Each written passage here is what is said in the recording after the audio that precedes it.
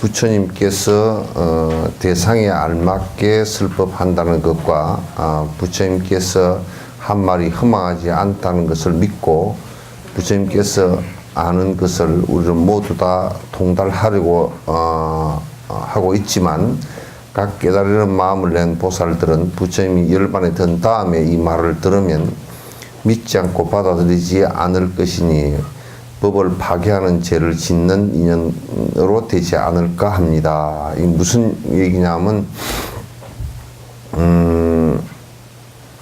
이제 부처님께서 참 이 문제가 상당히 사실은 복잡한 문제예요.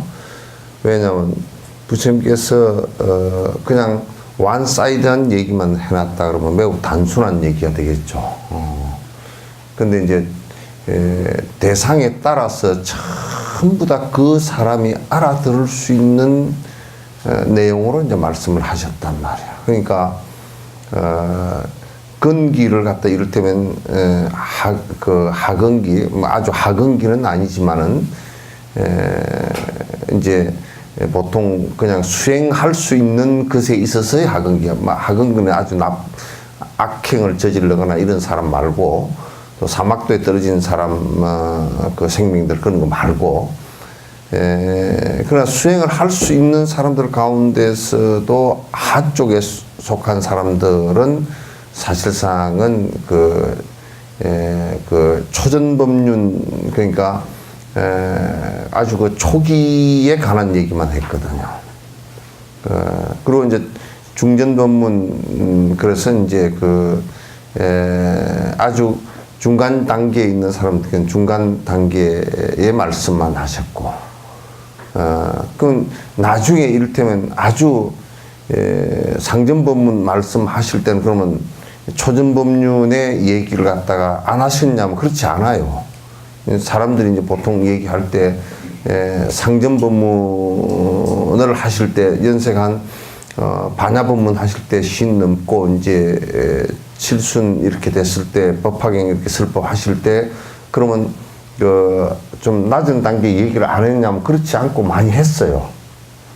많이 하셨어요. 이제 물론 주류적으로 쭉 공부를 해온 사람들한테는 이제 상전법문의 얘기를 갖다 많이 하셨지만은, 그러나 개개인으로 만나는 사람들한테는 또 근기에 따라서 말씀을 다 하셨어요. 그렇기 때문에 말씀이 굉장히 다양하고 그 양이 굉장히 많아요. 많아서 이제 이 지구상에 뭐 성이라고 출연했다라고 이제 얘기하는 모든 성자들의 얘기를 갖다 싹 다 보태는 것보다 몇 배가 더 많아요. 그래서 그렇게 이제 말씀하신 것에 대해서 초전법륜을 주로 자기가 근기가 그만해서 초전법륜을 주로 들은 사람은 중전법륜이나 상전법륜을 굴린 것을 갖다 인정을 잘 안 하려고 그래. 그래서 후세 사람들이 이런 것을 가지고 부처님 법문하신 것을 자꾸 말을 따라 가지고 뭐 이거는 기고 저거는 아니고, 또 어떤 사람들은 대승불교는 부처님께서 말씀하신 게 아니고 뭐 초전법륜 막 기고, 이렇게 이제 자꾸 이 얘기를 갖다가 갈라서 얘기를 해서 후세 사람들이 그 믿음이 아주 허약해진 것이 대다수란 말이야. 그래서 그런 의심을 많이 일으키고 이제 그렇게 하는데, 그 다음에 부처님 말씀이 허망하지 않다는 것을 믿는 것도 이 후말세 사람들은 쉽지 않아. 부처님 말, 이를테면 우리가 화엄경 같은 경우를 잘 모르기 때문에, 그래, 이게 무슨 좀 너무 이게 과장된 얘기가 아닌가. 이런 그 말씀을 하시는 경우도 많고, 또 그래서 또 부처님 말씀들을 대체적으로 뭐 이렇게 부처님 욕심을 버리라는데 욕심 버리고 이 세상에 어떻게 사는가. 또 이를테면 계율을 지키라고 하면 그거 지키고 어떻게 돈 벌어먹고 산단가. 뭐 이렇게 이제 생각을 하는 경우가 많아서, 불교를 믿는데 불교 자체를 믿는 것 자체도 자꾸 이제 미신으로 믿거나 또는 뭐 우상처럼 믿거나 이렇게 돼버리는 경우도 상당히 많고, 그래서 이제 부처님께서 설법하신 것이 왜 진실되냐 하면 딱 그냥 한마디로 아주 간단하게 얘기할 수 있어요. 욕심이 싹 사라졌기 때문에 거짓말을 할 이유가 한 개도 없단 말이야. 다 거짓말이 나오고 하는 것은 전부 다 그 무지에서 나오는 것이고, 무지는 어디서 나오느냐면 욕심에서 나오는 것이야. 그 욕심이 싹 다 해버리면 거짓말을 얘기할 이유가 아무것도 없잖아요. 거짓말을 할 이유가 아무것도 없어진단 말이에요. 그래서 이제 부처님 말씀은 거짓말이 다른 중생들을 갖다 해가 될 수 있는 말씀이 한 말씀도 없어요. 그래서 성자라 그런 거라. 해가 될 수 있는 행동을 한 행동도 한 적이 없어요. 깨달음이 법에 든 이후로. 이게 법 전에는 35 전에는 이렇쿵 저렇쿵 이제 출가했어도 고행을 또 한 6년 하셨잖아요. 그죠? 그건 사실 고행해서 6년 동안 하신 것은 중생들한테 별 이익이 안 되거든, 그거는. 그러니까 부처님께서 딱 그냥, 이거 안 된다, 때려치우라고 그냥 전 인도에다 대놓고 다 선언을 해버린 거야. 이거는 되질 않는 것이다. 이거는 번뇌가 고통이 사라지는 것이 전혀 아니다, 이거는. 당시 뭐, 죽을 고행을 그 사람들이 한 것에 이 양반은 워낙 그 몸이 좋으신 분이기 때문에 6년 동안을 갖다가 거의 잡수시지 않고 그냥 했는데 그 뭐 피골이 상접한 그 고행성 모습 있잖아요. 그렇게 하셨는데도 그거 안 돼. 저거들이 얘기한 최고의 경지에 올랐는데도 일어서서 왔다 갔다 해보니까 번뇌가 다 일어나는 거야. 안 되는 거야. 그러니까 이 세상에 오셔가지고 깨닫기 전에는 그 중생들에게 이익이 안 되는 행들이 있었단 말이에요. 근데 35 깨달은 이후에 열반하실 때까지 0.1마디도 아주 한마디의 말씀도 그릇되거나 틀린 것이 하나도 없단 말이에요.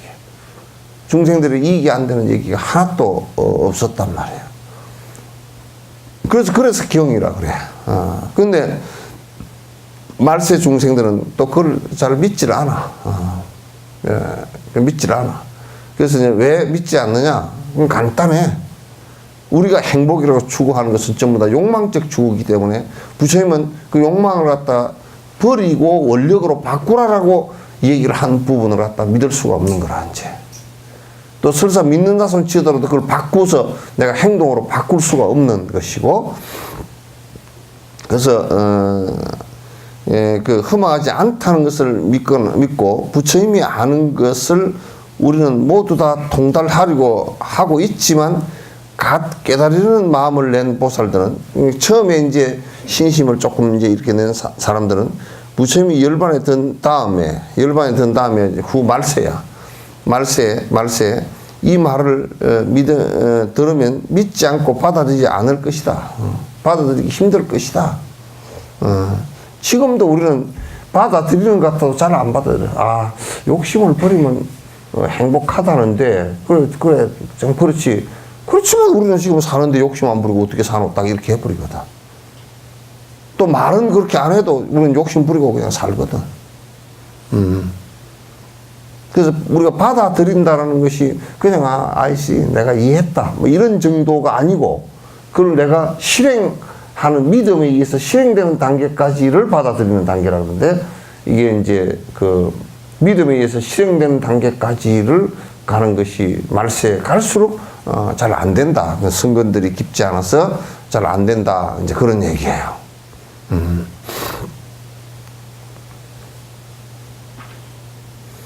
받아들이지 않을 것이니 법을 파괴하는 죄를 짓는 인연으로 되지 않을까 걱정스럽다.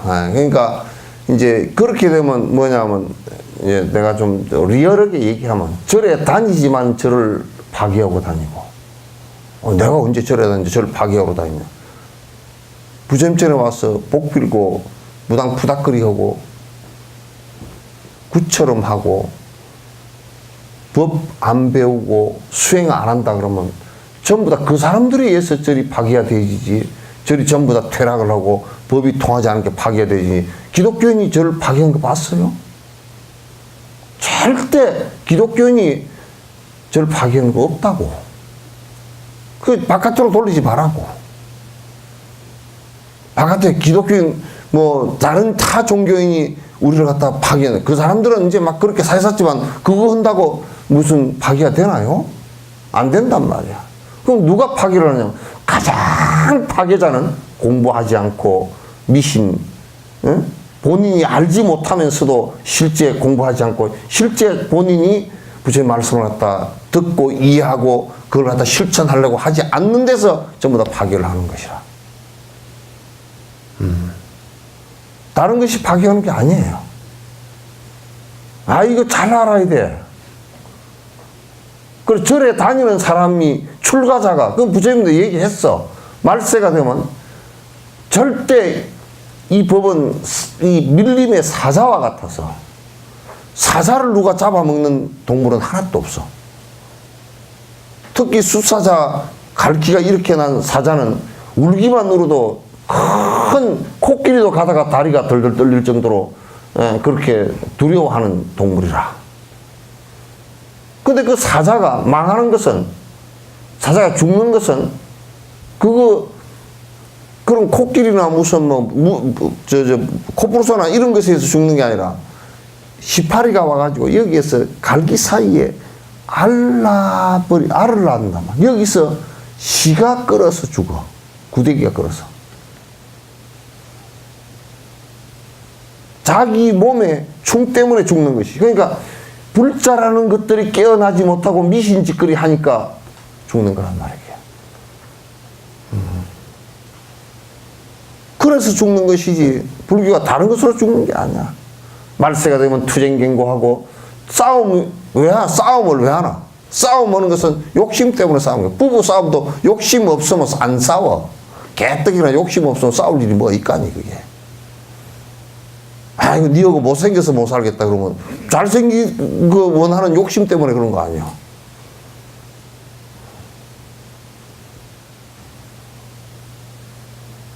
아니 너 친정이 뭐 가난해가지고 친정에 돈을 좀 그쪽에 그 마누라 쪽에서 돈을 좀 바랬는데 뭐 그쪽이 가난해가지고 기댈 곳이 없다. 그래서 그러면 이제 괜히 뭐 마누라 얕보고 말해 싸우고 말해.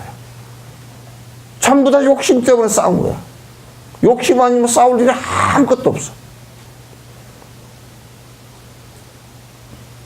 지금 말세에 싸움이 많다. 욕심 많아서 그런 거야.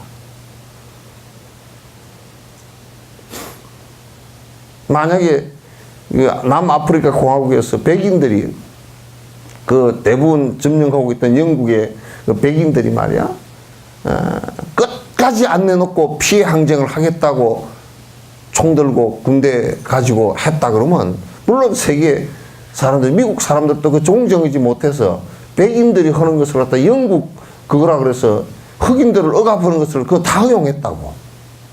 그 사람들이 인권을 주장할 능력이 없어요. 미국도. 이스라엘 같은 경우 그렇게 난장판을 쳐도 이스라엘을 지지를 하지 중동을 지지 안 한다고 그 사람들이. 뭐 자기는 정의를 위해서 한다 그러는데 정의 같은 소리 하지 마라 그래. 그렇게 한 적이 없어. 그래서 우리가 이제 이게 이제 이렇게 우리들에 의해서 우리가 파괴되는 거야. 남에 의해서 파괴되는 그 가정도 그 가정의 구성원들에 의해서 가정이 파괴되지 남이 파괴를 잘 시키지 않아. 파괴를 시키지 않아. 스스로 파괴돼. 그 부처님께서는 스스로 파괴되지 않게끔 만들어 놓은 법이 전부 다 불법이란 말이야. 깨어 있어야 안 망하니까. 깨어 있어야 안 망하니까. 그래서 자꾸 이제 법을 파괴하는 죄를 짓는다. 그 법을 파괴하는 죄를 짓는 것은 우리가 이제 이런 말을 할 수가 있어. 들어보시오. 아이고, 그 사람은 참 어떻게 막 깨닫지 못한 건 놔두고 말도 깨닫지 못했더라도 말이라도 좀 똑바른 소리를 하지. 그 입은 삐뚤어져도 말은 바로 하지. 그 소리 아니야. 입이 삐뚤어지면 절대 말도 바로 못해. 말이 바로 하는 것 같아도 말이 바로 되질 않아요.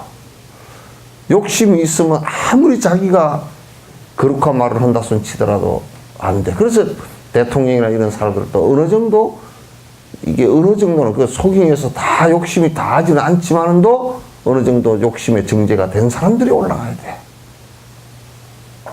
그래야 편가르기도 하지 않고 싸움도 덜하고 상대 얘기도 들어주고, 상대 얘기 들어주는 것도 결국은 내가 욕심이 적어야 그 들어줄 수 있거든. 그렇게 안 하면 안 되는 거야. 그래서 이제 이게 우리는 보면 불법을 파괴하는 죄를 짓는다. 부처님 말씀을 갖다가 잘못되게 하는 죄를 짓는다라고 하는 것은 본인이 죄를 짓는다라는 것을 내가 공부를 안 하고 정진을 안 하고 욕심이 많고 내 욕심대로 살고 그렇게 하는 것을 내가 그렇게 지금 하고 있구나라는 것을 알면 벌써 죄를 벗어나려고 하는 발버둥이 생겼다고. 근데 그렇게 알지 않고 대부분이 부처님 나는 나고 이렇게 살면 나도 모르게 죄를 짓게 되어 있다. 저를 다 망하게 만드는 것. 망하게 만드는 것은 전부 다 그 안에 사는 구성원들이 망하게 만드는 것이지 남이 망하게 만들지 않아. 이걸 우리가 아주 매우 마음 깊이, 아주 뼛속 깊이 새겨야 돼요. 그 집이 가난하다. 그 집이 가난한 것은 누가 가난하게 만들었을 거 아니에요. 구조적으로 가난하게 만들었다 그래도 실제적으로 자세히 들여다보면 구조적인 것은 전체적인 흐름 중에 하나이고, 그 안에 내용을 들여다보면 객관 본인의 복에 있다고, 이게. 그래서 이걸 잘 깊이 안 생각해 놓고 보면 우리가 자꾸 이제 이게 참 그 초발심작인가 그런 얘기에서 여인이 양이에 어떤 사람이 밤에 길을 가는데 죄인이 집거당 거거든. 죄인이 횃불을 들고 나타나서 깜깜한데 횃불을 들고 왔으니까 보니까 죄인이야. 나 죄인 횃불은 난 필요 없다. 나 안 받는다. 그러면 집 아파져 버려. 집 아프진단 말이야. 그래서 우리가 그 안에 밝은 것이라는 게 부처님 말씀이거든. 그래서 여러 가지 어려운 주변 조건의 상황이 있다 손치더라도 그건 정말 그 햇불 많은, 불 많은, 불빛 많은, 지혜 빛 많은 우리가 취해야 된다고. 취해야 돼. 그래서 그 죄를 짓는 인연이 되지 않을까 합니다. 우리가 이제 자꾸 이제 불법을 공부하지 않고 수행하지 않고 내가 불자라고 하고 다니는 그 자체가 불교를 망하게 만든다. 그게 죄인이 되는 거라. 그래서 좋은 진실과 사실에 대해서 잘 받아들이지 못하고 왜곡되게 받아들이고 그걸 부정하고 전에 누가 그랬어. 대승불교가 비불설임이라고 뭐 그렇게 너희는 그 말 한마디 하는 사이에 몇백 생을 갖다 네가 벙어리 가보를 받을 것이니까 조심하라고 내가 아주 그냥 막 너를 뿌리 튀도록 뭐라 그랬어. 네가 뭘 안다고. 아무것도 알지도 못하는 게 지 스스로가 그렇게 말을 해버리면 부처님의 대성의 상전법문의 가르침을 갖다 전부 다 거부해버리게 되는 거야. 지 스스로 못 받아들이게 되는 거란 말이야. 그렇게 하면 대단히 잘못된 죄를 짓게 되고 자기 스스로 어둠의 동굴 속으로 빠져들게 되는 상황이 된단 말이야. 그렇습니다. 세존이시여, 우리들의 의심을 풀어주고 또는 오는 세상에 착한 선남자들이 이런 일을 듣고 의심을 품지 않도록 말씀해 주시기 바랍니다. 말세 중생들이 이 말씀을 듣고 믿음이 나도록 좀 말씀을 갖다 해 주시기 바랍니다. 그때 미륵보살이 그 뜻을 거듭 밝히려고 시를 지어서 말하였다. 부처님께서 지난날 삭가성으로 출가 사가족 성을 받고 사가족으로 태어났다가 말이죠. 출가하여 가야성에 멀지 않은 곳 보리수 밑에 앉아 있던 때가 아직 얼마 되지 않았으라. 보리수 밑에 부다가야에서 이제 보리수 밑에 앉아서 깨달음을 얻었던 때가 아직 얼마 되지 않았더라. 그 수가 헤아릴 수 없는 많은 부처님의 제자들은 오래 전부터 이미 불도를 닦아 신통력을 지니고 있었다. 그래서 거기에 이제 부처님 제자들이 이제 쭉 여러 곳에서 이제 부처님이 순행을 하시면서 이제 설법을 하시고 마음에 좀 꺼주시면 좋겠습니다. 그 이제 여러 곳에서 설법을 하시고 그렇게 이제 하시는데 거기 전부 다 전생부터 오랫동안 같이 공부를 해온 사람들이라. 보살도를 잘 배워서 연꽃이 물속에 있듯이 세속부에 물들지 않고, 연꽃이 물속에 아니라 연꽃이 여기 번역이 뭐 연꽃이 그 진흙 속에 있듯이 세속부에 물들지 않고 땅 속에서 솟아났도다. 이제 여기에 지금 이게 그 종지용출품의 안에 그 내용이 인간에게서 부처가 태어난다는 것을 갖다 지금 이 개송에서 얘기를 하는 거예요. 연꽃에 비유를 했죠, 그죠? 연꽃은 어디에 있어요? 진흙 속에 있단 말이에요. 진흙이라는 것은 뭐냐면 비유하건데 진흙은 우리 중생계를 얘기해요. 오욕에 물들어 있는 중생계를 얘기고, 거기에서 꽃이 피어서 향기롭고 향기로운 연꽃이 피었다라는 것은 보살을 얘기한 거예요. 그 니중연하라 그러나. 그 뿌리는 어디에 있느냐? 항상 그 진흙 속에 있는데, 보살의 뿌리는 항상 어디에 있냐면 중생계에 있다. 그래서 이 중생계를 땅으로 본다면 중생계로부터 솟구쳐 올라온 것이다. 그래서 종지용출이라고 그래요. 땅으로부터 솟구쳐 올랐다. 그렇게 얘기한 것이라고. 그래서 부처님께서 딴 데서 오셨거나 딴 데서 이게 탄생한 부처님께서 아니란 말이에요. 이게 지금 우리들 사람 속에서 나오는 거야. 육도 윤회를 하는 가운데 인간만이 발심을 할 수 있고, 인간이 됐을 때 발심할 수 있어. 사람만이 그렇게 될 수 있다는 얘기야. 그들 모두 공경심을 가지고 세존에 머무르니 이렇듯 불가사의한 일을 어찌 믿을 수가 있으랴. 부처가 된 지 오래지 않건만 아주 많은 중생이 성취했으니 모든 의심 풀리게 사실대로 해설하기 바랍니다. 설해 주시기 바랍니다.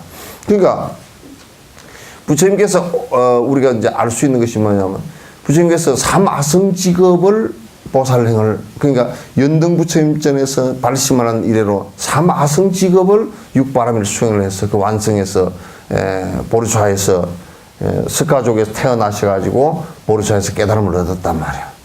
그러면 이제 부처님께서 교화하신 기간은 45년밖에 안 됐단 말이야. 45년밖에 안 되는데 아라한이 그렇게 많이 나오고, 또 백지불이 그렇게 많이 나오고, 보살들이 그렇게 많이 나왔단 말이야. 그렇게 많이 나온 것은 45년 동안 그걸 가르치고 했다고 그렇게 나오질 않아. 오랜 생을 그렇게 했다는 뜻이란 말이야. 오랜 생을 그렇게 한 인연관계로서 그렇게 되었다는 얘기야. 그러니까 비유하면 젊은이의 나이 겨우 25살인데 백발의 얼굴에 주름진 100살 되는 아들을 가리키면서 그가 나의 소생이라고 하고, 아들은 아버지라고 한데도 애비는 젊고 아들은 늙었으니 온 세상 사람들이 믿지 않으리. 믿지 않는다. 그러니까 생각해보라고. 서가모니 부처님은 35이야 깨달았을 때. 거기에 삼가섭 일국의 한 큰 나라에 한 나라가 그 가섭 삼형제가 다스린 영역이, 그 종교적으로 다스린 영역이 지금 우리나라 남북한 합해 놓고보다 더 큰 땅덩어리야. 거기 다스리고, 나이가 그때 그 나제 가섭 같은 경우 그 120살이 넘었단 말이야. 그 부처님 35이야. 그러니까 보면 나이로 따지면 가섭이 스승이어야 되잖아. 수승해야 되지. 그럼 그렇지 않아. 법에는 그렇지 않아.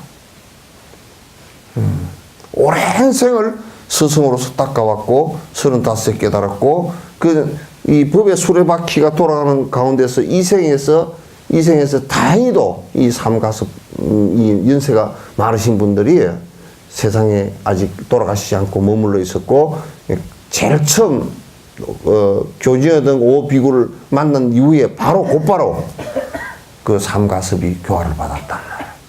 그 우리가 현상적으로 놓고 보면 아이 뭐 부처님께서 이제 35이고 이 세상에 나온 지 이제 교화한 지 이제 기회해와야 이제 뭐 1, 2년, 2년 이 정도밖에 안 되는 사이인데 벌써 120살이나 자신 큰 낮에 가섭이 120살이나 자시고 그 밑에 동생 그 동생 그게 밑에 제자가 1000명이 된 분이 다 부처님에게 다 제자가 됐단 말이야. 그런 걸 어떻게 설명할 거냐고. 오랜 생을 공부해 왔다라는 것을 얘기하는 것이라. 오랜 생을 공부해. 그래서 서로 윤회를 계속 거듭하면서 오랜 생을 공부를 해왔다는 거야. 여러분들이 자녀를 만나고 하는 것도 오랜 생의 만남들이야, 다. 이 생에 와서 뭐 누가 태어나고 만나고 그런 것이 아니라 이 생은 이 생에서 만났지만 그 전에 오랜 생을 만나서 그 전에 같이 복짓고 생활했던 여러 업이 지금도 계속 연속선상에서 이어져 가고 있다는 얘기란 말이에요. 그걸 잘 깊이 생각해야 돼요. 세존 또한 이와 같아 도를 이룩한 지 얼마 안 되지만 이 모든 보살들의 뜻이 굳고 나약함이 없었네. 이 화엄경을 설법하실 때도 그 보살 초지를 넘어서 보살 6, 7, 8지, 9지, 10지 된 보살들이 186명이나 그 밑에 제자가 쫙 화엄경을 들으셨단 말이야. 그게 한두 생에 된 일이겠는가, 그게.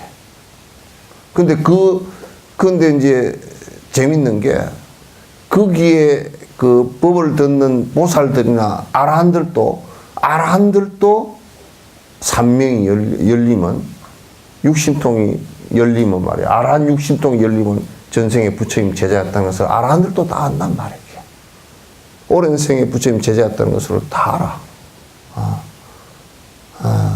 보살들만 다 아는 게 아니라 다 알아. 오랜 생에 내가 부처님 밑에서 공부를 하고 그래서 부처님께서 그런다니까. 너 어디서 왔냐 누구냐 그런 거 물어본 적이 경전에 하나도 없다니까. 그냥 잘 왔다 그거로 끝이야 그냥. 잘 왔다 이제. 그 마지막 제자 순탄은 하면서 너는 맨날 태어날 때마다 맨날 나하고 맨날 꼴찌로 만난다고 책망을 해서 좀 뭐라 그랬어. 어째 맨날 만날 때마다 맨 꼴찌냐. 그렇게 이제 뭐라 그랬단 말이야. 그럼 다 알고 계신다는 얘기지. 그러니까 누가 무엇을 어떻게 오고 그냥 모양을 달리 해가지고 오더라도 전생에 저 사람은 언제 나에게서 발심을 했고 어느 부처님 앞에서 발심을 하고 공부를 어떻게 하고 한 걸 쭉 다 알고 계시고 저 경계가 어느 정도까지 다 알고 계신 거야. 그럼 다 실지실견한다. 다 알고 다 본다라고 다 얘기를 했지. 그래서 네 공부 경계가 어디고 뭐 그런 얘기 물어보지도 않아. 한 번도 그 경전 속에서 네가 어느 경지에 어떻게 공부를 했냐, 어디가 어쩌냐 이런 얘기를 물어본 적이 없어. 다 아시는 거지. 그래서 건강에 실지실견이라고. 실자는 다 안다. 다 알고 다 본다. 실지야. 그게 지혜지자가 아니고 알지자. 다 알고 다 본다. 그렇게 얘기를 한단 말이야. 그래서 부처님 제자들 가운데 나약한 이가 누가 있노? 아주 오래 성숙된 제자들이라서 나약한 보살들이나 아라한도 나약한 아라한들이 아무도 없었어. 아라한도 나약한 아라한들이 없었단 말이야. 다 대단한 공부 능력을 갖고 계셨던 분들이란 말이야.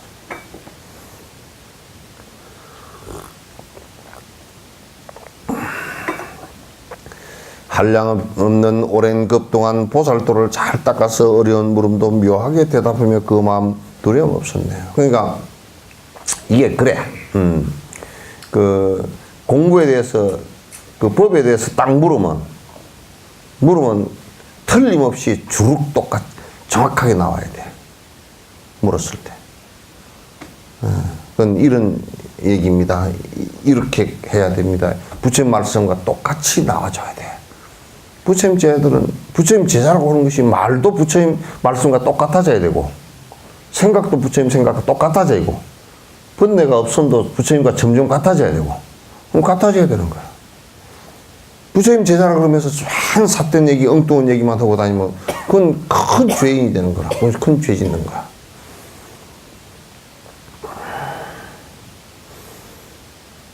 욕됨을 참는 마음 확고하고, 그러니까 참는 인욕심도 확고하고, 단정하고, 단정해야 돼.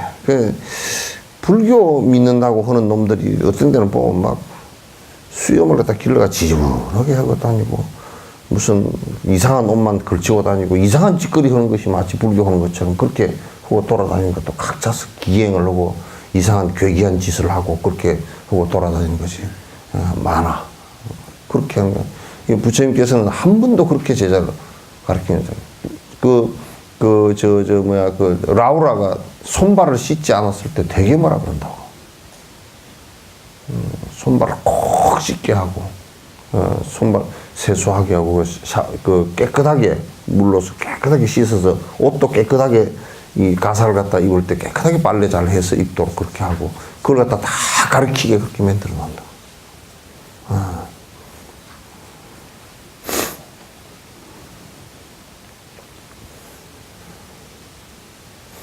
단정하고 위험과 등망이 있어서 단정해야 돼. 위험도 있고 등망이 있어야 돼. 등망도 있고, 시방의 부하들은 찬란해. 부하들, 그런데 이북말이야. 그 아래 수행자서 제자들 그런 뜻이야. 잘 분별하여 말한다고. 사람들 속에 있기를 즐기지 않고 항상 선정에 들기를 좋아하며 부처의 도와 구하기 위해서 아래쪽 공중에 살고 있다네. 특히 수행하는 사람들은 법을 설하고 할 때만 이렇게 사람들하고 가까이 하지, 계속 사람 속에서 잡소리를 하고 잡지신하고 돌아다니면 절대 안 돼. 그건 안 돼. 그래서 혼자 있는 시간들이 좀 명상하고 경보고 할 수 있는 혼자 있는 시간들이 좀 많아야 돼. 좀 많고 그렇게 해야지. 그 문재인 대통령도 보니까 뭐 책을 많이 읽는다 그러더라고. 책을 많이 읽고 주로 책 읽는 걸 굉장히 좋아해서, 그래서 자기가 본인이 그 캐션이 있는 부분을 갖다 지식으로 잘 모르고 캐션 있는 부분을 갖다 거듭 책을 읽고, 노무현 대통령도 책 읽는 것을 갖다 그렇게 청와대 들어가서도 자기 지식이 딸리는 부분은 책을 갖다 거듭 읽고, 김대중 대통령도 책 읽기를 그렇게 좋아했고, 가만 보면 보수 꼴통들은 책을 잘 안 읽었던 것 같아. 가만 보면 그들은 책을 읽었다는 소리를 별로 들은 적이 없어. 박정희 대통령은 책을 좀 읽었다 그러는데 그거 이제 총 들고 다니느라고 읽을 시간이 있을까? 책을 읽는데 뭐 한두 권 뭐 읽어봤다 그런 얘기 아니고, 손에 책이 떨어지지 않고 저녁에 늦게까지도 이제 업무 끝나고 늦게까지도 자기가 지금 이런 어떤 국정을 다스려 해나가는데 어느 모르는 부분이 있으면 그 책을 갖다 들고서 그 부분에 세계적인 석학들의 책들도 이제 보고 이제 그렇게 해서 그 문제를 갖다 찾아 나가려고 그러고, 대통령이 되어놓으면 그 밑에 각부 장관들이나 수석들은 다 그 부분 전문가잖아. 전문가인데 와가지고 토론하는데 알아듣지도 못하고 앉아있으면 이 멍청이지 그게 어디 쓰겠어. 저는 김영삼 대통령은 강 부총리가 얘기했잖아. 가서 보고를 하는데 GNP가 어떻고 GDP가 어떻고 진위계수가 어떻고 이런 얘기를 하니까 그거는 경제부총리가 알아서 시오 그러고 그냥 한 5분만 설명을 하면 그냥 하품을 해버리고, 그러니까 아이 큰일 났다. 김대중 대통령은 이제 그걸 잘 모르니까 책을 많이 읽고 경제관계도 책을 많이 읽고 토론도 많이 오고 그렇게 해서 지식이 있으니까 이제 근데 그 양반은 고집이 세가지고 자기가 권력이 있잖아, 그죠? 대통령 권력이 있고 그러니까 이 대통령이 좀 주장을 해보면 밑에 사람 말을 못 한대. 그 토론을 좀 못했던가 봐. 그런 것도 이제 측근들은 말을 했는데 다른 사람들은 얼어붙어가지고 말도 못하고 전두환 대통령한테는 뭐 이나저나 가서 다리가 떨려서 말 못했대. 다리가 후들들들 해가지고 말 못했다는 거야. 근데 그 양반은 또 이제 그렇게 하지만은 또 전두환 대통령은 또 이제 전 대통령은 그 누구야 미얀마 앙산에서 돌아가신 경제수석 서울대학 교수 그 사람한테 그냥 아주 부지런히 나는 하나도 모르니까 당신이 아주 내 선생님이요. 경제는 당신 머리에서 나오는 거요. 그러니까 매양 모셔다가 이제 경제 강의를 듣는데 그 서울대 그 교수가 말이야 머리가 좋아가지고 이 무식한 사람을 어떻게 가르치가 이 군 총밖에 안 들고 다니는 사람을 어떻게 가르치가 그래가지고 그렇게 쉽게 가르쳤대.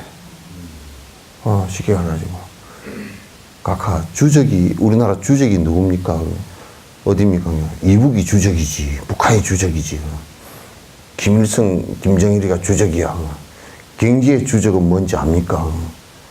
몰라. 물가 상승입니다. 그 다니시면서 그랬다는 거야. 그 말이요. 물가 상승이 그게 적이라. 그러니까 절대 물가가 올라가면 안 된다고. 그래서 전두환 때 그냥 그 어마어마하게 그 센 사람이 정경련에 그 재벌들 다 모아놓고 얘기하는데 우리 수석이 얘기하는데 물가 상승이 주적이라. 내가 그걸 갖다 처단을 해야 된다. 그러니까 누가 물가를 올릴 거야? 달달달 떨고 있지, 전부 다. 그럼 물가가 안 올라갔다는 거야. 그 전두환 때 물가가 제일 안 올라가서 서민들 살기는 이제 생각 있는 사람들 살기는 굉장히 불편했던 때고, 그죠?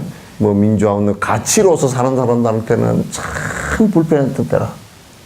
생각이 좀 있는 사람 불편한 때고, 생각 없이 그냥 물가만 가지고 사는 사람은 하루 벌어서 하루 먹고 사는 사람은 그냥 편했던 때고 그랬던가 봐.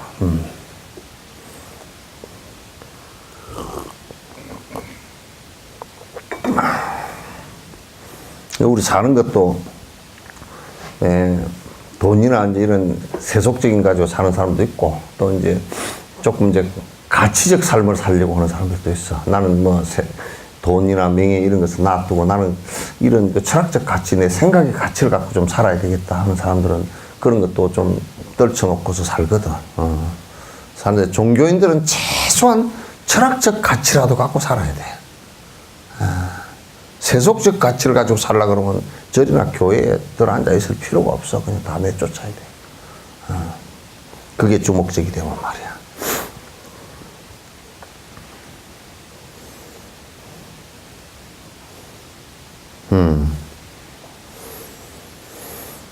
사람들 속에 있기를 즐기지 않고 항상 선정에 들기를 좋아하며 부처에도 구하기 위해서 아래쪽 공중에 살고 있다네. 그러니까 이 지상에 살고 있다. 우리들은 부처님에게 들어서 이런 일에 의심이 없지만 부처님께서는 미래 세상을 위하여 설법하여 깨우치시기를 바랍니다. 만일 이 경을 의심하고 믿지 않으면 나쁜 세상에 떨어지지 바라건대 해설해 주십시오. 이제 근데 사실 우리가 성인의 말씀을 믿지 않는다라고 했을 때는 어떤, 안 믿어도 그만 아니냐. 그렇게 얘기할 수 있지만 그걸 믿지 않는다라고 했을 때 어떤 상황이 벌어지느냐. 우리가 마치 농부가 농사를 잘 짓는 우스운 농부가 이 벽씨는 올해 이 벽씨는 심으면 요런 특성이 있고 요 벽씨는 심으면 요런 특성이 있고 요 벽씨는 심으면 요런 특성이 있는데 우리 지역에는 이런 벽씨가 잘 맞습니다 하고 가르쳐 줬을 때 초짜 농부가 지 개떡 같은 놈 지랄하고 있는데 알아서 십지 그러고 그래가지고 그걸 믿지 않고 딴 걸 심었다. 그러면 거의 폐농한다고. 왜냐하면 한 지역에서 30년, 40년 살아본 사람은 그건 너무나 그런 걸 잘 알거든. 농사를 그렇게 지어본 사람은 너무나 잘 안다고. 그래서 이때면, 우리 여수나 남해 같은 데는 벼 농사를 지을 때 옛날에 농민 6호를 심으면 참 쌀이 좋아요. 쌀이 좋아서 쌀이 진짜 바람 안 불고 그랬을 때는 쌀이 말이요. 벼가 덩이 짝짝 갈라져. 안에 쌀이 너무 가을 햇빛이 좋아가지고 그냥 안에 양분이 많아가지고 덩이 살짝 금이 간다니까. 그냥 볼록볼록 해가지고 금이 가고, 그런 가마니를 들어보면 뭐 키로수가 훨씬 더 나가고, 이제 그렇게, 근데 그게, 무슨 단점이 있냐면, 잎이, 벼가 바람만 불면 다 엎어져 버려. 그래가지고 이게 태풍이나 한번 불어버리면 이제 폐농을 한다고. 수확이 그냥 한 반 이상 줄어들고 죽쟁이가 다 많이 나와버리고. 그렇게 이제, 그것도, 그거 하면 말이야. 멸구에 또 약해, 이게. 멸구에 약해가지고, 하여튼 농민 6호를 심어 놓으면 기름을 갖다 부어가지고 멸구 치러 가야 돼. 농약 뭐 치든지 뭐 멸구 치. 그 멸구는 잘 이게 농약이 잘 죽지도 않아. 워낙 떼거리가 많아가지고, 특히 힘든 멸구라고 해가지고, 힘든 멸구는 어디서 오느냐면 대만 쪽에 더운 지방에서 태풍을 따라서 나로 올라와. 힘든 멸구라 해서. 그러면 이제 농사 경험이 많은 사람은 태풍이 오면 이게 안 된다고 그래서 뭐를 심느냐 그러면 이제 팔금이라는 것을 심어. 농부가 이거 팔금 심어서 그렇게 팔금은 그게 대가 빳빳하거든. 빳빳하고 여기에 이제 농민 6호만큼 밥맛은 없어도 그래도 이게 안 엎어지니까 수확량은 조금 더 많아. 그러게 한 마지기 200평당 그건 잘 나오면 벼가 한 5가마 내지 5가마 반이 나오고 농민 6호는 한 4가마 밖에 안 나. 잘 나와도. 그걸 마발이라 그래. 별거 얘기다 그래. 응? 뭔 말인지 모르겠어? 예? 저기에 그거 몰라?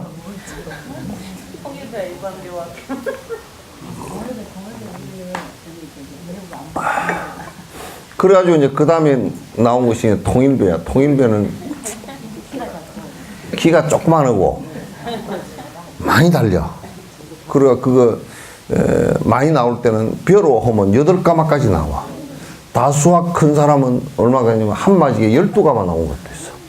근데 쌀을 찌으면 실제로는 한 2가마 반, 3가마 밖에 없어. 전부 껍데기 밖에 없어.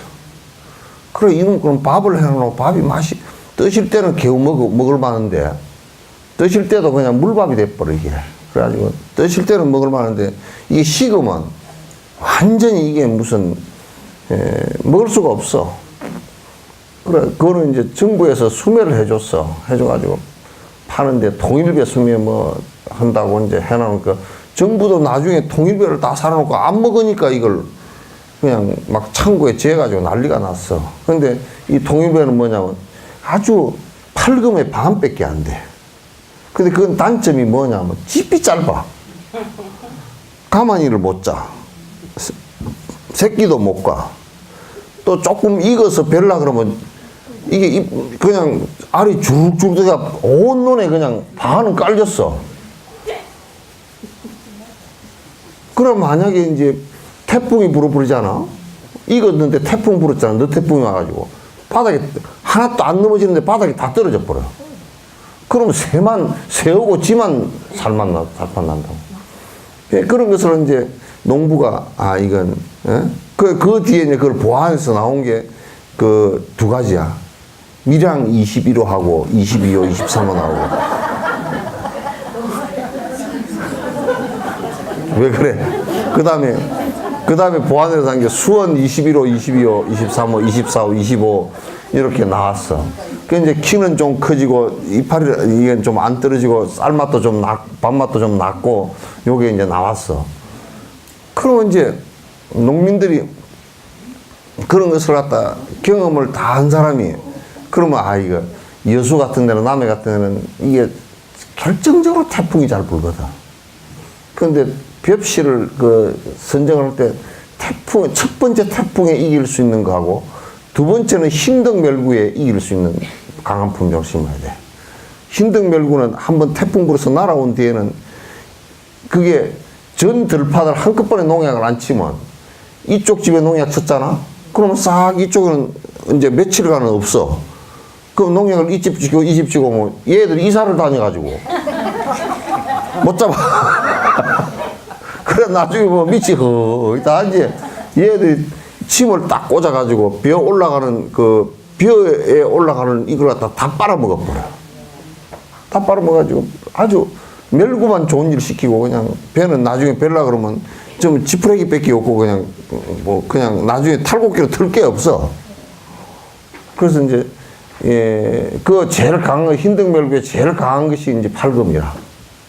근데 팔금 그거는 또 짚이 아주 개떡 같아가지고 가마니를 치면 딱 어중간해. 악기발이는 가마니를 치면 짚이 길어가지고 요까지 착 나가고 요쪽에서 한 번 매기면 한 3분의 2점까지 가만히 왔다 갔다 해서 서로 조인이 되거든. 근데 팔금 가지고 가마니를 치면 이 가마니가 좁아져 버려, 이렇게. 좁아가지고 옆에 이제 가마니를 이제 끌매 놓으면 쌀이 이게 벼가 10마리 안 들어가. 안 들어가가지고 팔금은 가마니 치면 또 그거 새끼를 꼬아놓으면 새끼가 참 뽀대가 없어. 그래가지고 새끼가 그냥 잘 끊어져 버리고. 그리고 이게 이제 좀 부드러우라고 물을 묻혀놓으면 더 뻣뻣해져 버려, 이게. 팔금짚은 물 묻히면 더 뻣뻣해집니다. 안 묻히면 부드러운데, 묻히면 빳빳해져 버려. 비가 오면 그냥 걔는 뻣뻣해지는 거야. 그 유전자를 잘 조작을 한 거야. 그렇게 이제 했는데, 그러니까, 농사를 짓는 것도, 아주 숙련된 농부의 말을 잘 들어야, 먹고 잘 게 있지. 안 듣고 지고집대로 하면 폐농을 한 10년은 해야 돼. 그걸 지가 경험을 다 해서라 그러면 폐농을 10년을 해야 돼. 불법도 잘 바른 법을 정확하게 듣고서 빨리 가면 아주 쉽거든. 쉬운데 그렇지 않고 자꾸 지멋대로 하면 고생만 아주 찐땅하고 성과는 없고 삿등기로 빠져있고 그래서 안 돼. 그래서 농사 짓는 내가 시내 요렇게 농사 짓는 데로 이게 농촌을 가보잖아. 가보면 지나가다가 알아. 이 집 주인은 술푸대, 술꾼. 왜? 피법으로 안 들어가. 너네 피법으로 안 가. 너네 피법으로 피 안 뽑은 사람은 보면 피가 다 올라와 있거든. 올라와서 처음에는 비스무리하다가 나중에는 이게 다 고개를 빳빳하게 들고서 논이 전부 다 쌀논이 아니고 벼논이 아니고 피논이 돼 있어. 그래서 그건 대부분 피법으로 못 들어가는 사람은 두 가지 이유라. 이제 너무 늙어가지고 이게 피는 이게 늙은 사람이 잡아당기면 꼴고 들어가 버려. 바닥으로. 안 빠져. 그래서 이제 그거는 어떻게 하느냐면 늙은 사람이 할 때는 피 모가지만 따고 다녀. 그래 바구니 하나 들고서 피 모가지만 이렇게 따고 다니고. 젊은 사람은 밑에 그 가지까지 착. 왜냐면 그게 위에 모가지를 쳐버리면 밑에서 쭉자 나와가지고 베고 난 뒤에도 익어서 씨가 떨어지거든. 그럼 내년에 그냥 바닥피가 다 나니까. 피 안 뽑은 놈은 아이고 이게 주인이 늙어서 그렇거나 안 그러면 술 먹고 알코올 중독 걸린 사람은 죽어도 그때 피 뽑기가 싫어. 아주 따뜻하고 덥고 그냥 가시락 지고 그러니까 피 안 뽑아. 그렇게 이제 다니면서 보면 알아. 이 집은 좀 욕심이 많은 집이구나. 그러면 쌀 많이 먹으려고 비료를 잔뜩 뿌려가 엎어져 버렸어. 짙어 가지고 푹 엎어져 있고. 이 집은 보니까 뭐 농사에 별로 관심이 없구나. 그러면 거름이 없어가지고 노랑노랑 해가지고 크질 않아. 크진 않고 이 포기를 별로 번지질 않았어. 심어놓으면 포기가 처음에 모내기 할 때 지금 5월 달에 모내기 하는 것은 한 3개나 이 포기를 3개나 4개 잡아서 해야 돼. 이때 이때 많이 잡아놓으면 안 돼. 그래서 3개 정도 해놓으면 이게 가지를 쳐가지고 한 10대 개 정도 가지를 치거든. 그러면 이제 보리 베고 심는 모는 처음에 그거는 가지를 못 칠 시간이 없어가지고. 그러니까 이 포기를 많이 심어야 돼. 한 10개나 12개 정도 잡아가지고 이제 심고. 늦게 심을수록 포기를 많이 잡아야 돼. 응? 그래서 보면 이 집에는 배가 포기를 많이 친 배구나. 그러면 부지런히 일찍 심었구나. 또 이 집은 늦게 심었구나. 그렇게 하고. 이 집은 보면 이 사람은 욕심이 가득하구나. 욕심이 가득한 아줌마 옛날에, 요즘에는 개운기를 심으니까 그러지만 옛날에는 어떻게 하냐면 뭐를 총총총총 심어놔. 이게 조금 그래도 간격이 정확하게 맞아야 이게 되거든. 촘촘 심어놔가지고 그냥 그러면 뭐 벼가 많이 나올 것 같아도 안 나와. 아, 12번 할 거예요. 우리들은 부처님에게 들어서 이런 일에 의심이 없지만 부처님은 미래 세상을 위하여 슬퍼해서 깨우쳐 주시기 바랍니다. 만일 이 경을 의심하고 믿지 않으면 나쁜 세상에 떨어지더니 바라건대 해설해 주십시오. 꼭 해설하는 걸 정확하게 들어야 돼. 정확하게 들어야 돼. 그래서 우리는 그때 어릴 때 그 사회체 활동을 하면서 그걸 갖다가 나무, 밤나무, 감나무, 복숭아나무, 이런 거 접붙이는 걸 그때 다 배웠거든. 우리는 유자나무 접붙이는 것도 다 했거든. 그때는 칼이 별로 안 좋아가지고, 그 접을 붙이려고 칼이 아주 좋아야 돼. 칼이 딱 한 번 딱 자르면 면도칼처럼 딱 그 단면이 찌부러지고, 바로 착 그냥 수술칼처럼 나가야 되거든. 그 칼을 갖다 접붙이는 칼이 있어요. 근데 그때 당시도 일제칼은 그렇게 좋더라고.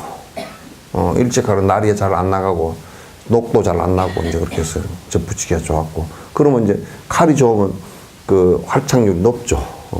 접붙이게 되는데, 유자 같은 경우도 그 탱자나무에 접붙인 게 우리 때 한 거야. 우리 때 시작해서 실험해서 성공한 거야.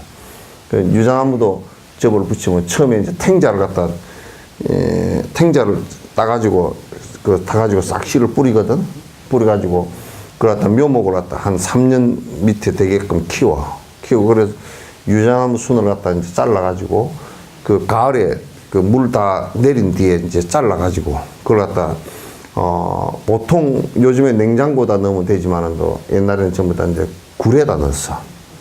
그걸 말라버리지 않게끔 딱 가마니로 싸가지고 굴에다 넣어 놓으면 그게 그대로 잠을 자. 잠을 자면 바짝 말라버리지 않은 상태에서 잠을 자면 그걸 대목으로 쓰는 거야.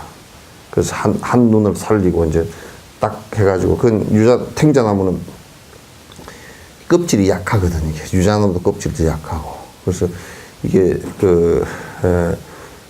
껍질과 껍질이 잘 맞게끔 해가지고 그래서 비닐로 감아주거든. 근데 더 활착률이 좋게 하려고 그러면 초농을 녹여서 뜨겁지 않게 해서 해주면 물이 안 들어가서 안 썩으면 잘 붙어. 그렇게 해서 그러면 우리 할 때 유자가 한 20% 정도는 살아. 유자나무 접이 제일 안 돼.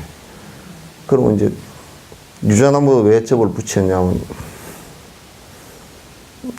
유자나무는 뿌리가 약해가지고 뿌리가 얼면 죽어. 그래서 사람들은 뭐라 그러냐면 유자나무는 해풍을 쐬는 데 있어야 된다. 그러지만 그런데 해풍 만든 데 있으면 오히려 안 좋아, 사실은. 뿌리가 얼지 않게 한다, 그 말이지. 해풍 있는 데 있으면 유자가 전부 다 여러분 왜 시장에 나가면 유자가 막 끓게가 상처난 게 있지. 그 바람 불어가지고 유자 가시에 걸려서 그래. 식혀서. 그래서 그런 거거든. 그러니까 그러면 이제 가시를 갖다 끝을 다 이렇게 잘라주는 이제 경우도 있었는데 그건 너무 손이 많이 가서 이제 못 한다고. 그래서 이제 뿌리가 별로 안 좋은 뿌리가 얼마나 안 되니까 이제 탱자나무 뿌리는 얼어도 괜찮거든. 그래서 탱자나무 뿌리에다 해가지고 하면 조금 이제 문제는 좀 있어. 유자는 그 대신 좀 크죠. 커지는데 좀 써. 고옥유자 같은 경우가 써. 그래서 조금 쓴맛이, 뒷맛이, 끝맛이 잠깐 탱자 맛이 조금 달라 그래. 그래서 그런 것도 이제 그게 어릴 때 이제 다 그걸 그 전문가들이 와서 다 가르쳐 줬거든. 실제로 해보고. 그래서 바로 배우는 게 굉장히 중요하단 말이야. 그래서.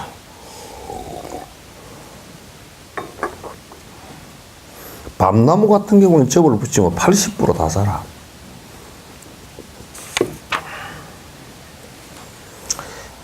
이 한량없는 보살들을 갖다 어떻게 그렇게 짧은 시일에 깨달은 마음을 내게 교화하고 물러서지 않게 하였는가를 그러니까 지금 이제 종지 용출품에 이게 얘기하고자 하는 것이 핵심이 이 얘기란 말이야. 핵심이 무슨 얘기냐면 보살이건 부처님이건 간에 그 사람들한테서 나오고 자기 자신이 그렇게 되는 것이지 어디 그걸 떠나서 열애나 보살이 있는 것이 아니다. 그걸 떠나서는 있을 수가 없다. 그래서 이 땅이라는 것은 우리 인간 세상에 사는 토대를, 인간 세상을 얘기하는 것이고, 거기서 깨달아서, 탑이 솟구쳐 오르듯이 많은 열애들이 땅으로부터 솟구쳐 오른다라는 비유를 하신 거야. 비유를 하신 거란 말이야. 우리가 그렇게 되는 것이지, 다른 것이, 다른 데 있는 다른 생명들이 특별히 와서 그렇게 되는 게 아니란 말이야. 특별히 와서 그렇게 해야 되는 게 아니다. 자, 열애 수량품이라 여기 맞죠? 부처님의 수량 그러면 이게 수량이라는 것은 이 목숨 숫자지 그죠? 수명이 얼마나 되는가? 우리 무량수 열애불 그러죠, 그죠? 그러니까 수명이 이 한계가 없는 부처 그런 뜻이니까 그건 다른 말로 하면 이런 뜻이 되거든요.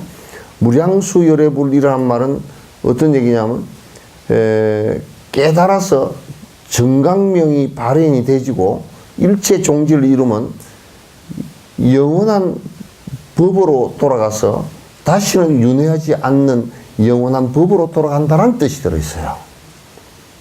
그래서 수명이 끝이 없는. 그래서 우리가 극락세계 아미타 부처님은 그 무량광 무량수 그런단 말이에요. 그래서 이제 열의 수량도 역시 무량수를 얘기하는 거야. 그럼 이제 우리 어디 부석사 무량수전 무량수전 얘기 나오듯이 이제 그런 얘기예요. 그때 부처님께서 보살들과 모든 사람들에게 말씀하시기를 선남자들아 너희들은 열의 진실한 말을 믿고 이해하리라고 하셨다. 그는 다시 모든 사람들에게 말씀하시기를 너희들은 열의 진실한 말을 믿고 이해하라 고 하였다. 이때 미륵보살은 우두머리로 한 보살 미륵보살을 우두머리로 한 보살과 청중들은 부처님에게 말씀드리기를 세존이시여 슬퍼하여 주십시오. 우리들은 꼭 부처님의 말씀을 믿고 받아들이겠습니까? 그러니까 이 법에 대해서 가장 중요한 것은 사실 그러한 내용들에 대한 믿음이거든.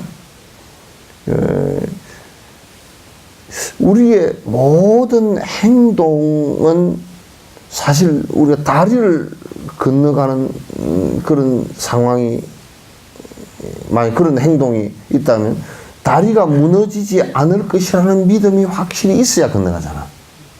그럼 내가 어떤 행위 나올 때는 그 행동의 밑바탕은 그렇게 될 것이라는 믿음이 있어야 내가 행동을 한단 말이에요. 믿음이 항상 바탕이 되는 거라고. 믿음이. 그래서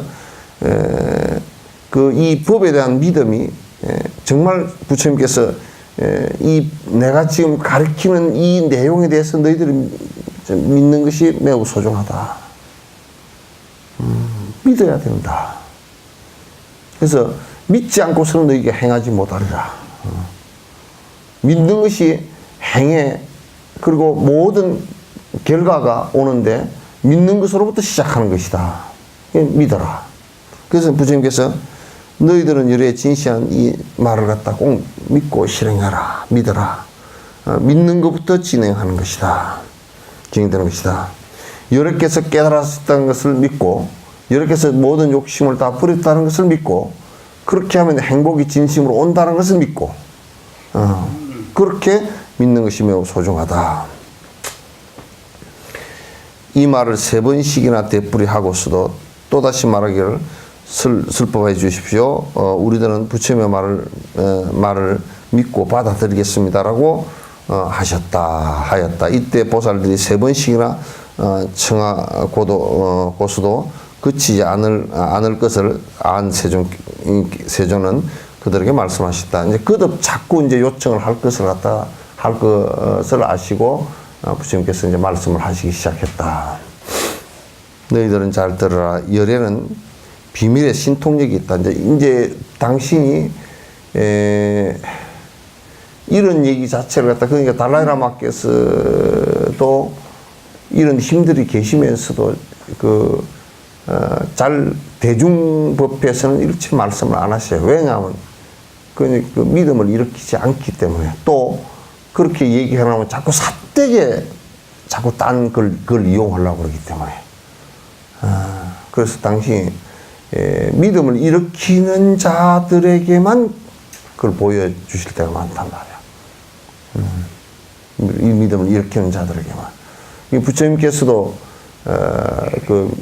지금 이 얘기를 법화경을 설법하시면서 충분히 이 부분에 이제 믿음을 일으킬 수 있는 사람임에도 불구하고 너희들이 믿어라, 믿겠느냐, 믿어라, 이렇게 말씀하셨고, 이런 비밀한 신통력이 있다. 일체 세상에 있는 하늘과 사람 그리고 아수라들은 모두 지금 서가 부처님의 석시궁전에서 나와 가야성에서 멀지 않은 곳에 있는 도량에 앉아 없는 바른 깨달음, 자른이 아니라 바른 깨달음을 이룩하였다고 생각하고 있다. 그러나 착한 남자들아, 내가 실지 부처가 된 지는 한량고 무한하여 백천만 나유 타급이 된다. 지금 이제 사람들은 지금 나를 갖다가 생각할 때,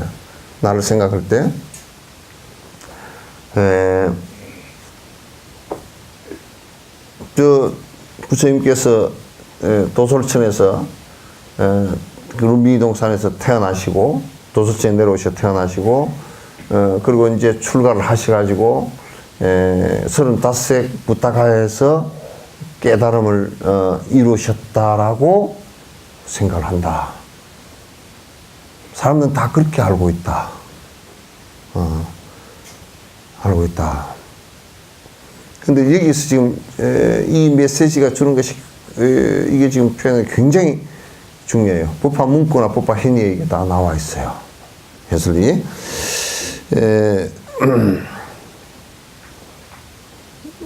최고의 깨달음을 얻었다고 생각하다. 그러나 착한 남자들아, 내가 실지 부처가 된 지는 한량고 무한하여 백천만억 나유 타급이 된다. 이제 요 얘기는 아주 그러니까 오랜 전에 100천만억 나유 타급 전에 이미 내가 부처를 이루었다 라고 하는 것은 지금 이게 이 법화경에서 본래 성불론을 얘기하는 거야. 이게.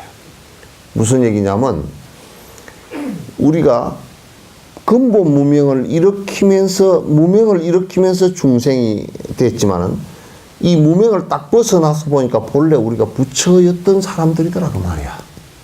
이게 시기적으로 생각하지 말라고요. 시간적으로 그러면 언제 그거 돼가지고 언제 됐냐. 이거 생각하지 마시고, 뭘 생각하시냐면, 지금 우리가 욕심이라는 걸 떨쳐버리고 나니까 본래 우리가 그렇게 돼 있었던 사람들이라. 지금 부처님께서 그 말씀을 지금 하시는 거란 말이야. 너희들이 그걸 못 믿을 것이다. 못 믿을 것이다.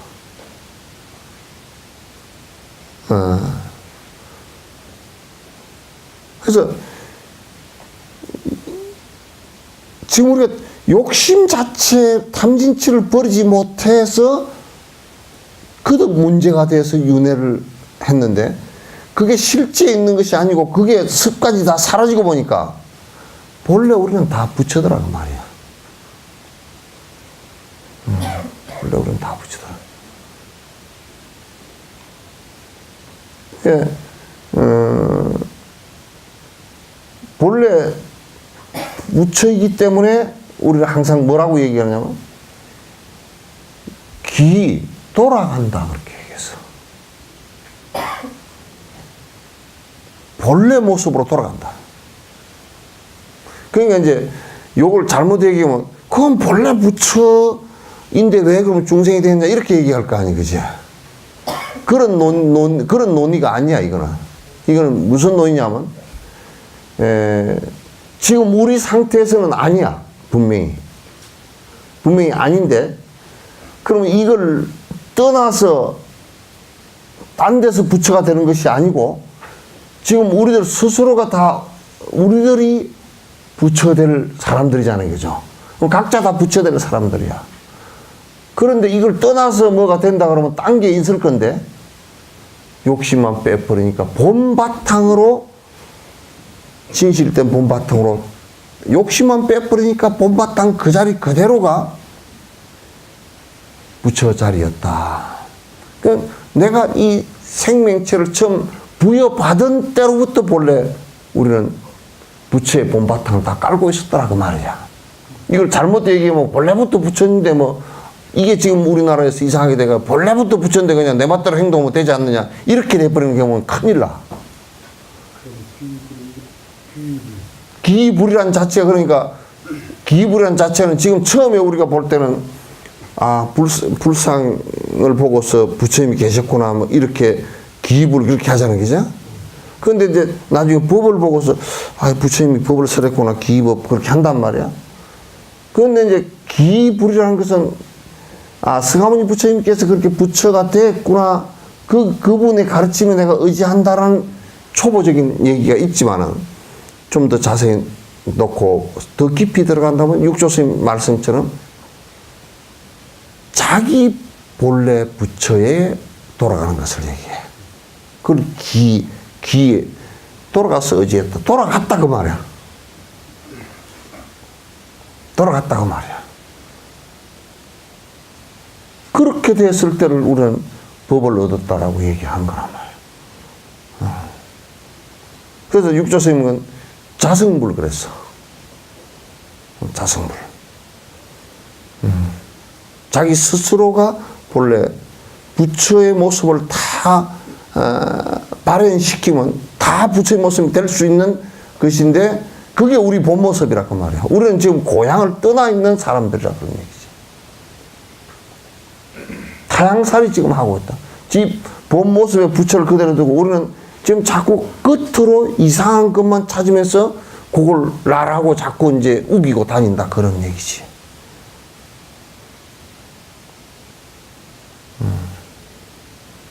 그러니까 우리는 자꾸 이제 탐진치를 가지고, 그걸 나로 고집하고, 이 오원을 나라고 고집하고, 그러면서 그걸 고집하니까 욕심이 생기고, 분노가 일어나고, 잘못된 착각이 계속 일어나고, 그래서 계속 중생의 모습을 하고, 실제 그게 나인 것처럼 생각하지만, 그러나 욕심을 다 떠나버리고 나니까 지금 우리가 몸을 가지고 있는 그대로 지금 우리가 생각하고 있는 그 모습들 거기서 욕심만 쫙 빼버렸다고 생각해보라고. 본 모습으로 우리는 다 돌아가서 누구와도 싸울 필요가 없고 그 어떤 것하고도 갈등을 일으킬 필요도 없고 죽는다 산다 이런 것이 그게 별로 의미가 없고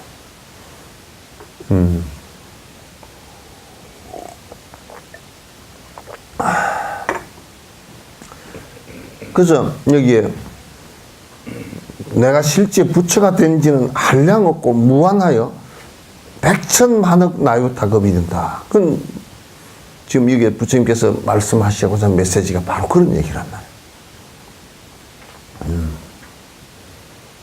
내가 깨나서 보니까 꿈이었을 때는 여기 뭐 이상한 데 왔다 갔다 했는데 깨나서 보니까 내 방이구만. 그런 뜻이란 말이야. 누구 백낙생인지 뭐 도현명인지 누가 그런 얘기 했다가 봄 찾아서 온 산천을 다 헤매다가 돌아와서 다리가 아파서 마루에 가서 휴 앉으니까 거기 하단에 매화꽃이 피었어. 아이고 봄이 여기 있구만. 그걸 갖다 이제 그걸 옛날 조사스님들은 기향 그랬어. 고향으로 돌아갔다. 고향으로 돌아갔다. 그래서 그 고향으로 돌아가서 아주 한가롭게 되었다. 그걸 가인이라 그렇게 했어. 가인.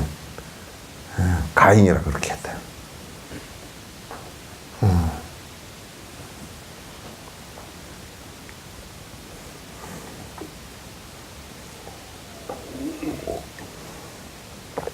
비유하면 500만억 나유타 아성지에 삼천대천 세계를 어떤 사람이 부수뜨려서 미세한 먼지로 만들어 가지고 동쪽으로 500만억 나유타의 아성지에 나라를 지날 때마다 하나씩 먼지를 떨어뜨려 이렇게 동쪽으로 가면서 미세한 먼지를 다 없애고자 하자. 착한 남자라 어떻게 생각하냐. 이 모든 세계의 수를 생각하여 헤아려서 알 수 있겠는가. 이게 그냥 한 삼천대천 세계가 아니고 삼천대천 세계가 어떤 거냐면 한 세계가 있으면 만약에 이게 태양계가 하나 있으면 태양계가 천이 모인 게 이제 소천세계고 그 소천세계가 천이 모인 것이 이제 우주학으로 나가. 천이 모인 것이 중천세계고 중천세계가 천이 모인 것이 대천세계고 그게 삼천이 모인 것이 삼천대천세계야. 뭘 인도 사람은 해도 좀 중국 사람은 뻥튀기를 해도 뭐 공중으로 빙빙 날아다니고 그런데 인도 사람들은 근데 그게 숫자로 다 계산이 되는 숫자들. 근데 인도 사람들은 뭐 했다 그러면 그 겐지스 강이 얼마나 커. 그러니까 하도 떠내려와가지고 모래가 그냥 흙이 되어 있는 그 모래를 봐라 저 겐지스 강이 하나 있지 않느냐. 거기에 있는 모래수가 얼마나 되겠냐. 어마어마하게 많겠습니다. 모래수만큼 한 겐지스 강이 또 있다고 치자. 예, 겐지스 강이 있는데 그 겐지스 강에 모래수만큼 겐지스 강이 있는데 그 전체 겐지스 강들의 모래알 수만큼 많은 세상이 지나갔다고 치자. 계산이 안 되지 뭐.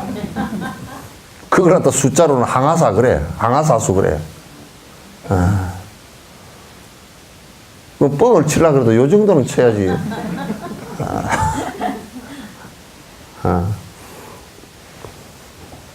근데 여기는 그런 삼천대천세계가 있어. 아마 그렇게 하면 이 은하계 하나 정도는 될 건가? 정가?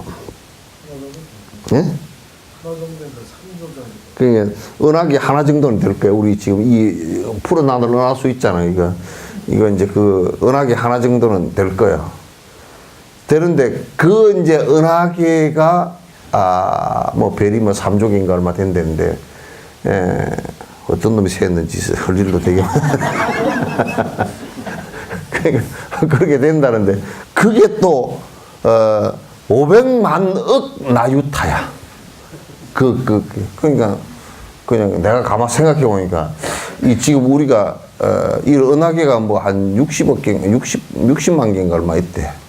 뭐 얼마 있는데 하여튼 그거 다 얘기하는 것 같아. 그거 다 얘기되는 것 같아. 근데 그걸 갖다가 이 우주, 그러니까 그냥 이 말을 갖다 그렇게 안 하고 이 우주를, 그 옛날에는 우주라 그래도 지구 덩어리 하나인 줄 알았을 거 아니야. 근데 그러니까 이 136억 년 동안 팽창한 이 우주를 다 가루를 뽀시는 거야. 그래가지고 슝 날아가다가, 우주선을 타고 날아가다 그 가루가 얼마나 많겠어요?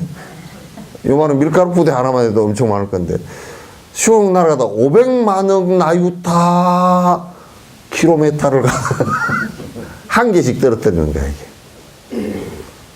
그래가지고 그게 다 이 우주가 콩가루로 된 걸 갖다 다 한 개씩 떨어뜨려가지고 그게 다 없어질 때까지라는 거야, 이게. 무슨 소리지 나는데. 여기 호킹 박사한테 한번 물어봐야 돼.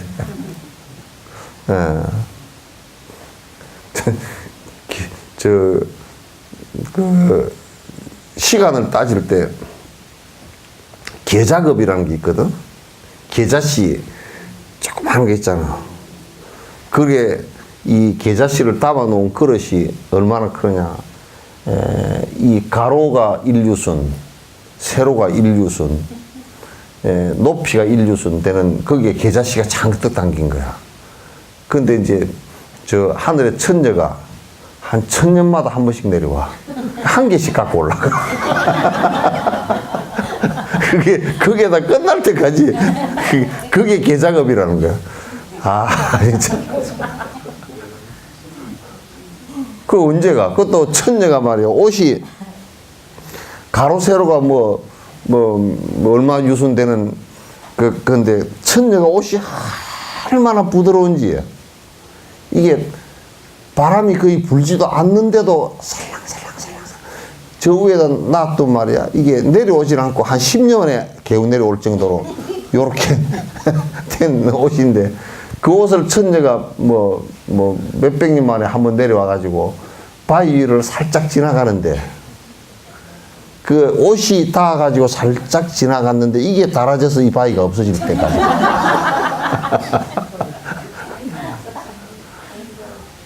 그 시간 엄청나지.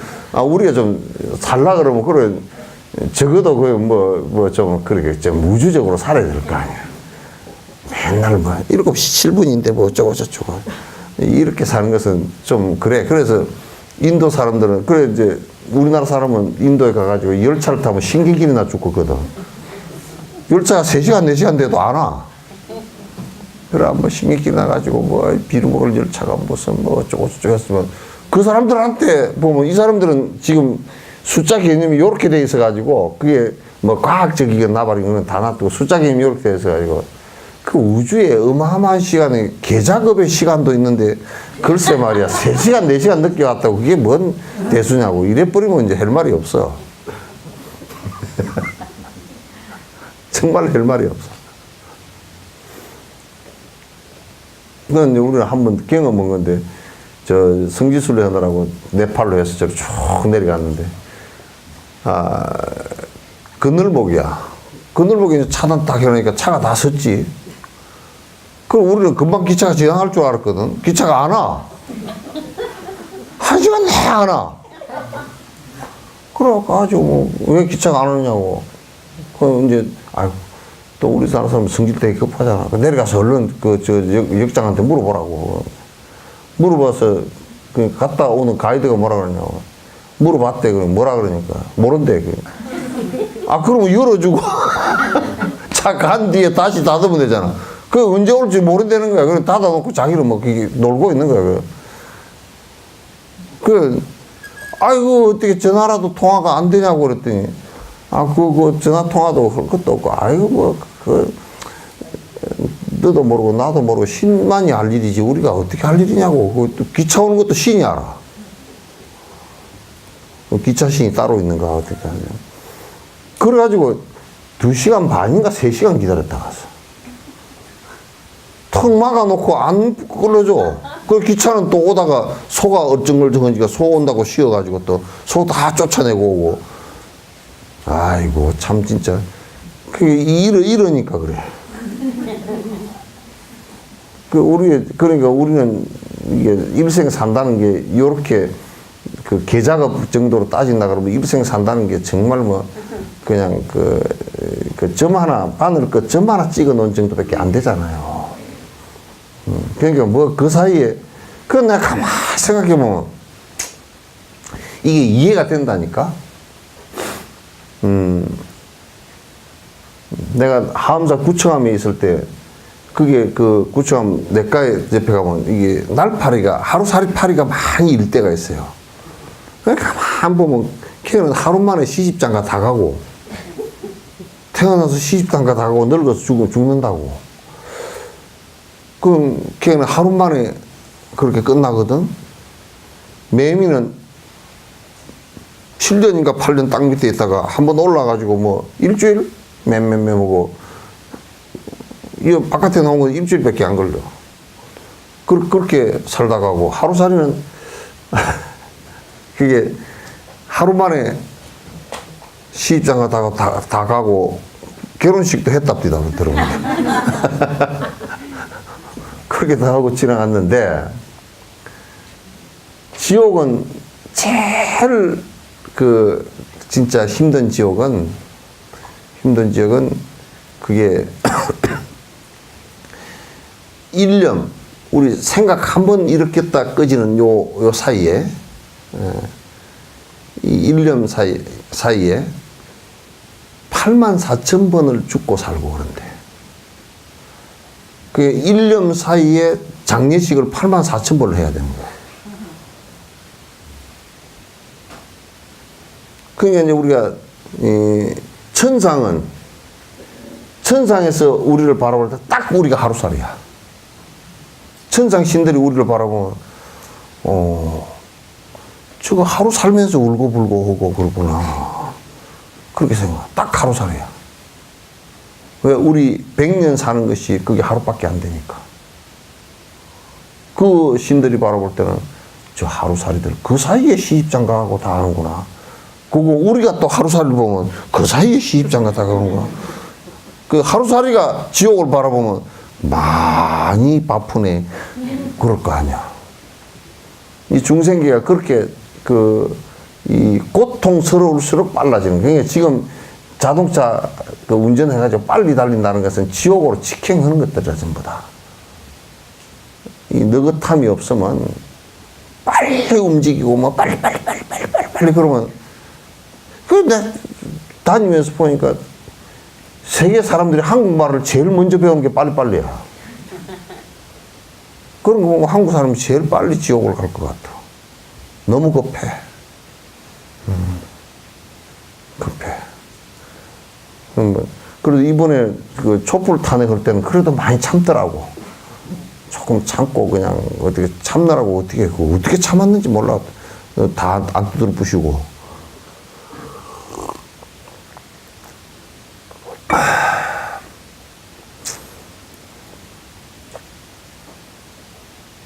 그러면 이 세계수가 많다고 하겠는가? 그러면 많겠죠, 그죠? 근데 그 세계도 우리가 이제 가만 따져놓고면 우리가 일으키는 생각이 하루에도 수만 가지 생각이 일어났다 끄지거든. 그죠? 그러면 막 하루에 우리는 수만 세계를 돌아다닌 거야. 수만 세계를. 피자집 갔다가 어디 갔다가 뭐 피자집에 맛이 있고 없고 뭐 피자집 가게 주인이 뭐 머리가 하얗고 검었고 그까지 다 왔다 갔다 수업 시간 보통 일이 아니야. 이게 많겠는가 그럼 많겠죠? 하도 어이가 없어 말을 안 해버리네. 미륵보살 등이 자세히 부처님에게 말씀했다. 세존이시여 이 모든 세계는 한량 없고 무한하여 세모로 헤아려서는 알 수 있는 것도 아니며 또 마음의 힘으로도 미칠 수 있는 것이 아니며 모든 승문 백지불의 번뇌를 벗어난 지혜를 가지고 헤아려도 알 수 있는 승문과 백지불이 번뇌를 벗어난 지혜를 가지고도 알 수 없다. 부처님은 다 알다 그 말이지. 그죠?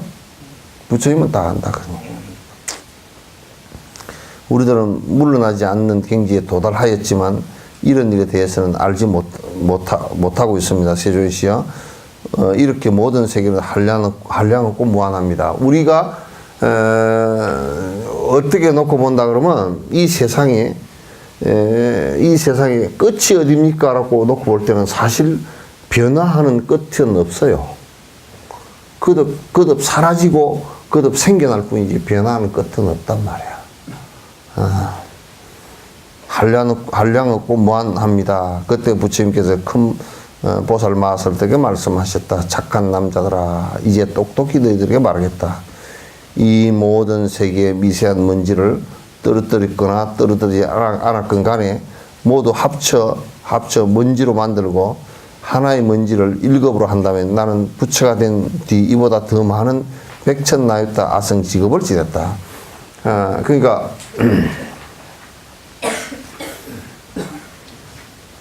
이 얘기가 이제 비유하신 건데 이 온통 이 세계를 전부 다 가루를 만들어서 그렇게 500나유타 500만억 나유타 세계에 가면서 한 개씩 떨어뜨릴 정도로 그런 긴 시간과 그렇게 많은 시간 이전에 훨씬 이전에 나는 이미 승부를 했노라. 그거는 앞에 지금 내가 앞에 본래 자기의 모습으로 돌아간 것은 우리가 생명체를 부여받은 그 순간부터 다 우리는 부처의 본 모습을 다 자락을 깔고 있었다 그런 얘기지. 그래서 여러분들이 이제 이 나쁜 중생의 습관들을 갖다 고쳐서 바로 되기만 한다면 전부 다 부처다 그런 얘기지.